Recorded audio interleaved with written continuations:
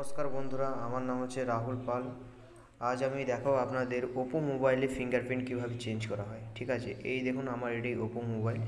এই দেখুন আমি এই ফিঙ্গারপ্রিন্টটি ওপো স্টোর থেকে নিয়ে নিয়েছি কৃষ্ণনগরে। আমার বন্ধু থাকে ওপো স্টোরে, তো আমি সেখান থেকে এটি নিয়ে নিয়েছি। আমার বন্ধু এটা আমায় ফ্রিতে দিয়ে দিয়েছে।